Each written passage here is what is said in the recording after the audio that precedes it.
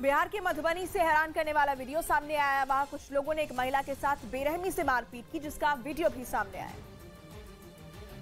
जिसमें एक आदमी पीड़ित महिला को थप्पड़ और घूंस से मारता दिखा। वहीं मारपीट के दौरान महिला वहीं गिर गई, लेकिन आरोपी इतने में भी नहीं रुका और एक के बाद एक उसने कई बार हमला किया। हालांकि इस महिला ने उससे मुकाबला करने की कोशिश की, लेकिन उनकी संख्या ज्यादा होने की वजह से वो कुछ नहीं कर सकी। इस बीच वहां पर कुछ और महिलाएं मौजूद थी, लेकिन किसी ने भी मारपीट कर रहे आदमी को नहीं रोका। बताया गया कि पूरा मामला जमीन विवाद से जुड़ा है, जिसकी वजह से मारपीट हुई। वहीं इस पूरी घटना का वीडियो देखने के बाद पुलिस मामले की जांच में जुट गई है। दिल्ली के शास्त्री नगर से दिल दहला देने वाला एक वीडियो सामने आया। वहां एक 4 मंजिला इमारत ढह गई। इस घटना के बाद वहां हड़कंप मच गया और लोग अपनी जान बचाने के लिए इधर उधर भागने लगे। इस घटना का जो वीडियो सामने आया उसमें उस इमारत में लगी ईंटें धीरे धीरे जमीन पर गिरती नजर आईं। लेकिन थोड़ी ही देर बाद क्या आप मुद्रा लोन के लिए दर्जनों बैंक जाकर थक चुके हैं? आसानी से 10 लाख मुद्रा लोन कैसे प्राप्त करें सीखना है तो फ्रीडम ऐप को अभी डाउनलोड करें। पूरी इमारत मलबे में तब्दील हो गई, जिसकी वजह से वहां धूल का गुबार उठता दिखाई दिया। इस घटना से वहां अफरा तफरी मच गई।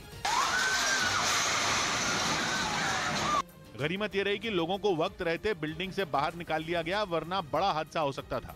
और हमने मकान मालिक से बोला, भाई साहब की बिल्डिंग को तोड़वा लो। लोगों का आरोप है कि जब से इस 4 मंजिला इमारत में काम शुरू हुआ तभी से ये झुक गई थी, जिसे देखते हुए नगर निगम ने नोटिस भेजकर इसे तुड़वाने का निर्देश दिया था, लेकिन इसके बावजूद बिल्डर ने काम नहीं रुकवाया। हालांकि हादसे के बाद एहतियातन आसपास के घरों को खाली करा लिया गया।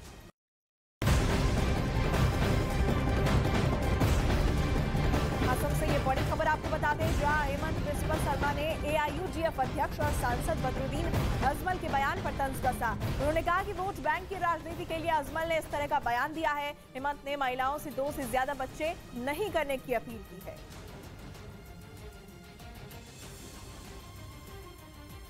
चीन के शहरों में लगे लॉकडाउन में दी गई छूट बहुत बड़ी तबाही की वजह बन सकती है। सख्त लॉकडाउन और जीरो कोविड पॉलिसी के खिलाफ हुए प्रदर्शनों के आगे चीन की सरकार ने झुकने का ऐलान किया है और कई शहरों में लॉकडाउन में छूट दी है।